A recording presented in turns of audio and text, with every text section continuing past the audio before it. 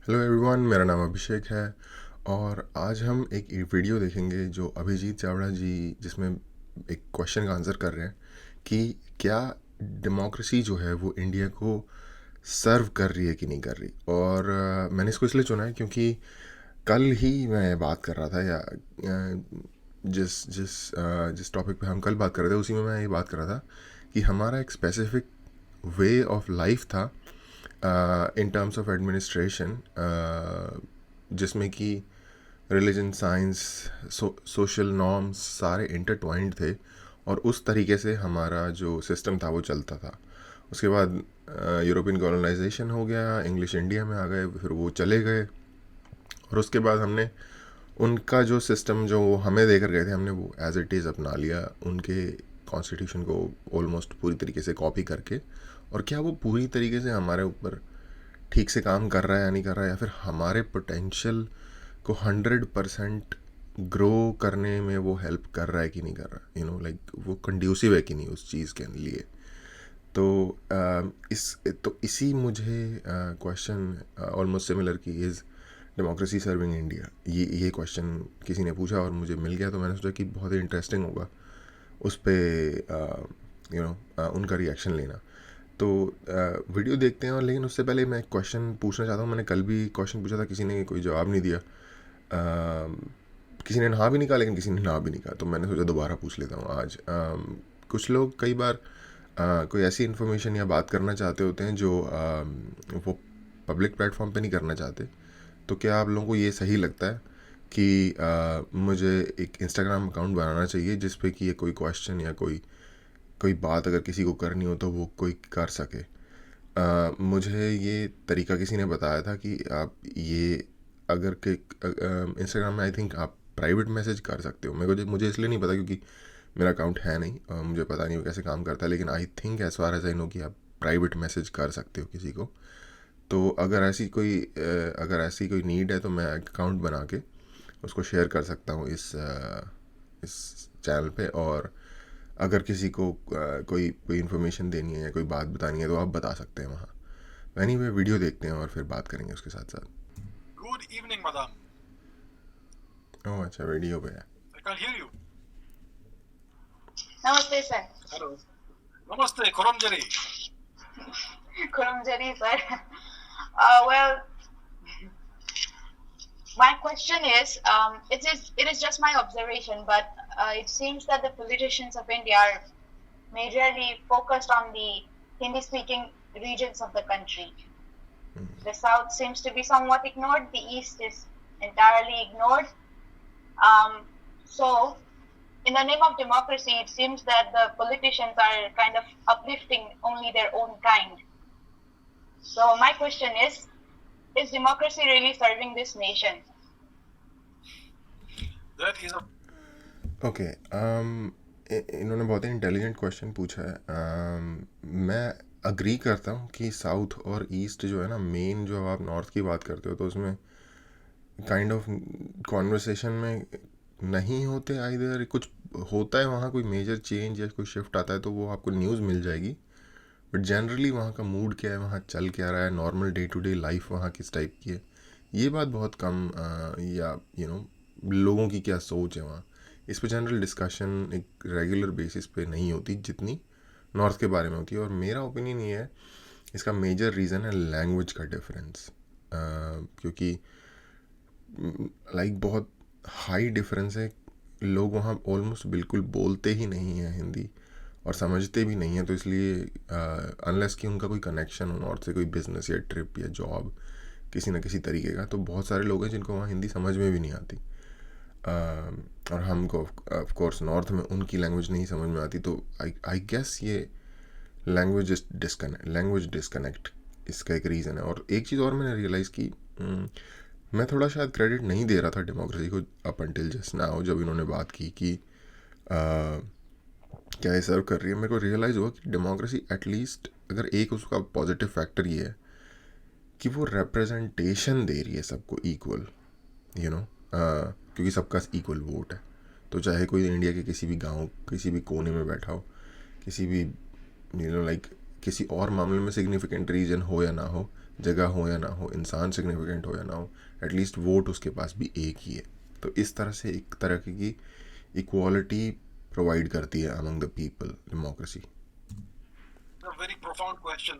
Very profound question. So, you are right that it is certainly not an unfounded claim that the politics at the central level in India has been very much North India centric. It's mostly been males from North India, old men from North India, who have ruled the country as prime minister and so on. So certainly it is true to some extent. Now, when it comes to Hindi, Hindi is not the okay, ये इस चीज़ से मैं थोड़ा सा disagree करूँगा। Disagree in the sense, इन्होंने कहा कि मेल, तो मैं इसको जेंडर के पॉइंट ऑफ व्यू से देखने को गलत समझता हूँ। उसका रीज़न ये है कि ना ये एक फेमिनिस्ट आइडिया है कि हमेशा मेल ही रूल करते आए हैं।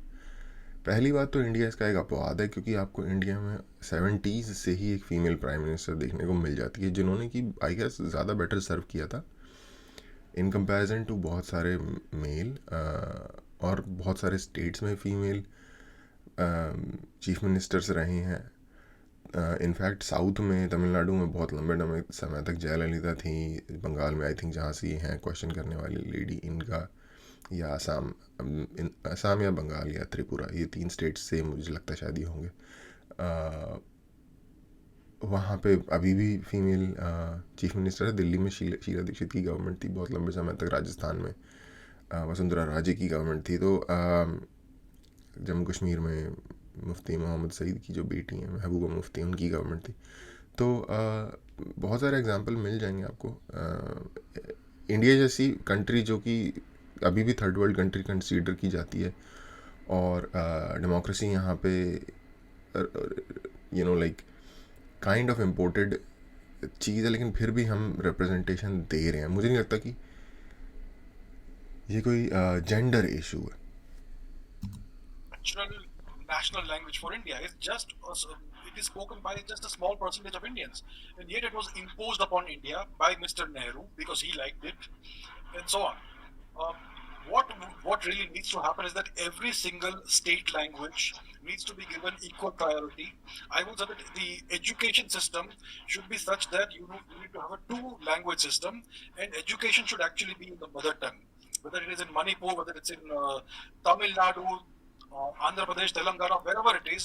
एक्चुअली इन्होंने इंग्लिश का जो बताया इम्पोज किया हुआ है, मैं इनकी चीज़ से एग्री करता हूँ कि रीजनल लैंग्वेज में एजुकेशन सर्व की जानी चाहिए, जो नेचुरल वहाँ की मदर टंग है वहाँ पे, क्योंकि वो सबसे बेस्ट लैंग्वेज होती है नॉलेज को गेन करने के लिए।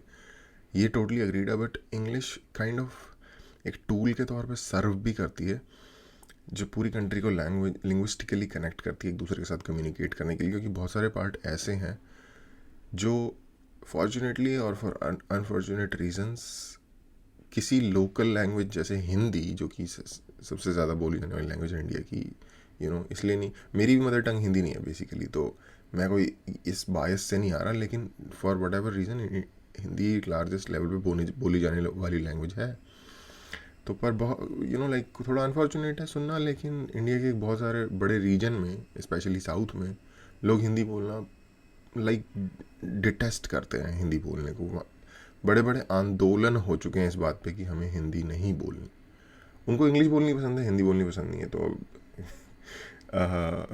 आई गेस ये आइडिया हुआ कि हम नॉर्थ के द्वारा कल्चरली डोमिनेट नहीं होना चाहते, आई गेस, बट आप फिर ब्रिटेन के द्वारा कल्चरली डोमिनेट होने में अगर आप तैयार हैं, आई डोंट नो, मुझे थोड़ा सा इसमें कॉग्निटिव डिसोनेंस लगता है। एक तरीके का इन्फीरियोरिटी कॉम्प्लेक्स है ये कि आप ब्रिटेन की लैंग्वेज अपनाने के लिए तैयार हो, लेकिन जो हमारी कंट्री की एक डिफरेंट रीजन की लैंग्वेज है, जस्ट बिकॉज वो ज़्यादा लोग बोल रहे हैं इसलिए उसको टेक्निकली भी उसका बनता है कि उसको अप्लाई करना चाहिए। बट अपने अपने रीजन्स हैं। मैं एग्री नहीं करता, हो सकता है उनके पास अपने इंपॉर्टेंट रीजन्स हो। तो इंग्लिश एक तरीके का टूल के तौर पे सर्व कर ही रही है फिर भी। The education should be in the mother tongue and in one national language. That would serve the country much better, and then this entire sense of grievance that our language, our culture is being marginalized would go away. So the system is a very colonial system. Earlier you had the English language that was imposed everywhere, English culture, and even today we have that. and Hindi. So today it's in English and Hindi. If you look at India's court system, judicial system, you cannot do anything unless you speak English. You have to speak to the lordships in English. If you go and speak in Hindi, if you go and speak in My Marathi, lord. speak in Manipuri, they're going to throw you out. It's a very colonial system. So this certainly needs to change. And is democracy serving the country? Well, this current system of democracy is not serving the country. It is clearly not taking the country in the right direction. Because if democracy is supposed to throw up good leaders, right? You're supposed to have very capable leaders who emerge out of the democratic process and rise to the top. Now we do have one or two good leaders in the country. I'm not saying all are bad, but take a place like Manipur. Take a place like Manipur. Look at the history of the past 50 years. What did democracy do for Manipur? Manipur has gone through such horrific insurgency, drug abuse. It was all done by the state. The state was neglected until the 2010s. Completely neglected. I know what happened in Manipur. I know what happened in Nagaland. I know what happened to the Northeast. The Northeast of India got complete stepmotherly treatment from the central government. Okay actually बहुत सारे issues pile up हो रहे हैं तो मैं address कर देता हूँ. पहले इन्होंने कॉलोनियल सिस्टम की बात की जो इंग्लिश का यूज़ हो रहा है. यस टोटली इंग्लिश एक तरीके से क्लास स्ट्रक्चर को इम्पोज करने के टूल के तौर पे यूज़ हो रही है. उसका रीज़न ये है क्योंकि आपने अगर उसी को ही लैंग्वेज ऑफ ग्रेटनेस या फिर लैंग्वेज ऑफ मीन्स या सोर्स बना रखा है कि उसी के थ्रू आप उसी मीन के थ्रू आप कोई भी जॉब अचीव कोई भी इंपॉर्टेंट चीज़ अचीव कर पाओगे. जस्टिस, गवर्नमेंट पोजीशन, कम्युनिकेशन किसी हायर पोजीशन पे. तो अगर आप ऐसा कर रहे हैं, आपने एक ऐसी लैंग्वेज बना दी है जो कि जिसके तक कि हर लोगों के पास एक्सेस ही नहीं है, तो ऑटोमेटिकली आपने एक क्लास सिस्टम बना दिया जिसमें कि जो लोग people who have means to attain that और टू लर्न दैट लैंग्वेज और to be good at that, वो ही लोग सारी चीज़ें ले जाएंगे जो कि मेजॉरिटी नहीं है पब्लिक का. तो टोटली कॉलोनियलिज्म का वो है. दूसरा इन्होंने बताया कि डेमोक्रेसी सर्व नहीं कर रही, अच्छे लीडर नहीं प्रोड्यूस कर रही.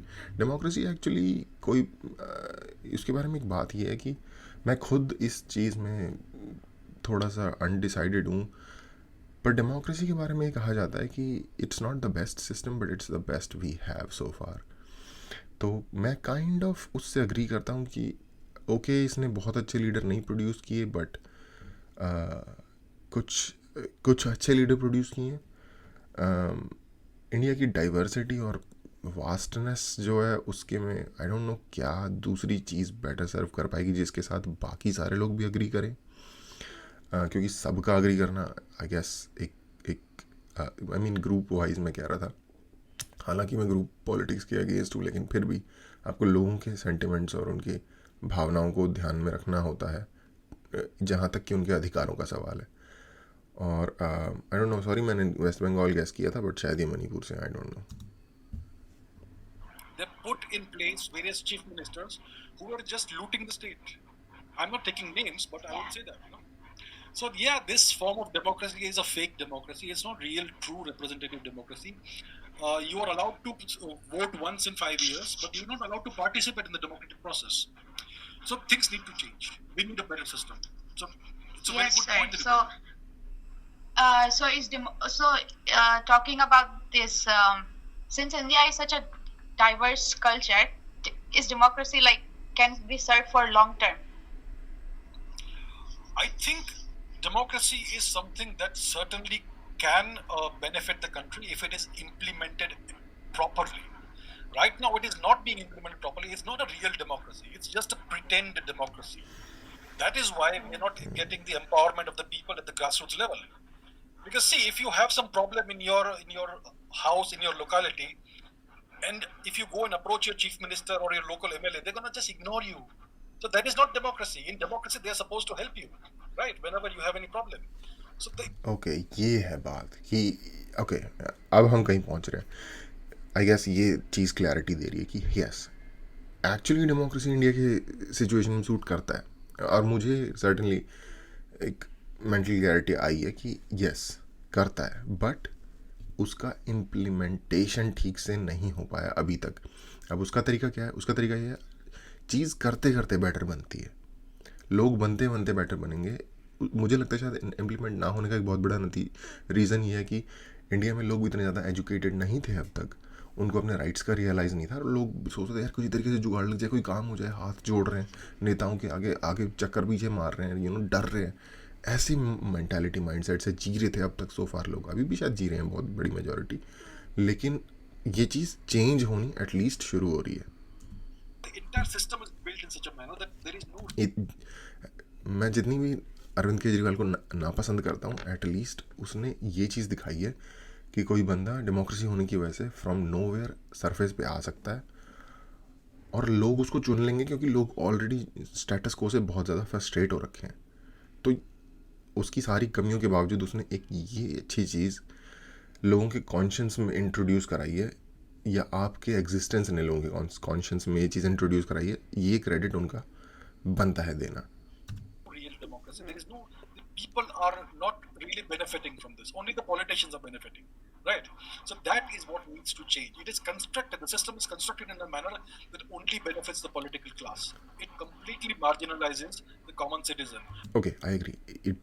It almost completely benefits the like political class or like the high class, or it does marginalize the regular people, but बहुत सेंट्रीपीड वाली स्पीड में ही सही, बिल्कुल ही केंचुए वाली स्पीड में ही सही, लेकिन कंट्री एटलीस्ट तरक्की पे है, ये बात हमें माननी पड़ेगी। You have corruption, you have apathy, you have bad roads, bad infrastructure, bad education, all kinds of problems. Okay, corruption दुनिया में हर जगह है, अमाउंट कम या ज़्यादा या किस तरह की करप्शन है इस पर क्वेश्चन हो सकता है। इंफ्रास्ट्रक्चर पूरी दुनिया में ही ऊपर नीचे जाता रहता है। इंडिया की हालत, इंडिया में प्रॉब्लम ये है कि इंडिया में इंफ्रास्ट्रक्चर बैड कंडीशन में नहीं है। इंडिया में इंफ्रास्ट्रक्चर कई जगहों पे सिरे से एग्जिस्ट ही नहीं करता। You have to face all of that. The politicians never face that. So this needs to change. So it's a very, very interesting point that you brought up. I know how it is. Whatever you're facing in Manipur, I know how it is. Okay, Manipur. Oh, by the way, I'm from Assam, sir. Oh. From Assam. Oh. See, मैंने बोला था ना waste Bengal या असम या Tripura. Okay. But I thought your name was Manipuri. Anyway, Assam, similar लोग कह रहे होंगे अबे सारे स्टेट्स बोल देगा तो कहीं ना कहीं से तो होगी ना। similar problems. Similar problems in Assam. Assam, I think, is even worse. Yeah, Assam में Anyway, काफी thanks problem. for the question. Very good. Thank you, sir. Nice meeting you. Thank you, sir. Thank you. Bye. Good night, Thank you. sir. Bye-bye. Good night, bye bye. Sir, Assam में मैंने एक article पढ़ा था असम के बारे में, जिसमें लिखा था कि असम में जो वायलेंस है, इस तरीके के जो मिलिटेंट ग्रुप है, उसमें वो जम्मू कश्मीर से भी आगे है, बहुत आगे। और मैंने ये आर्टिकल आई थिंक 2012 में पढ़ा था। तो I think situation must have been better since now, I hope at least. मुझे अपडेट नहीं है उस बारे में, but good luck to the people of Assam and to the people of India in general. Okay, तो आई गेस हमने कुछ तो रियलाइज़ किया एटलीस्ट ये कि ओके, डेमोक्रेसी को शायद सिरे से क्वेश्चन करना, ये मेरी अंडरस्टैंडिंग है, ये मैंने रियलाइज़ किया कि शायद सिरे से डिस्कार्ड कर देना डेमोक्रेसी को सही अप्रोच नहीं होगी। आई थिंक इनकी ये एनालिसिस ठीक है कि यस, इसका इम्प्लीमेंटेशन बेस्ट तरीके से नहीं हो रहा, और आई थिंक ये प्रोसेस टाइम लेगा। और इन्फॉर्मेशन की जो एक रेवोल्यूशन हो गया है इंटरनेट के आने के बाद से, तो ये प्रोसेस स्पीड भी पकड़ेगा इसकी वजह से।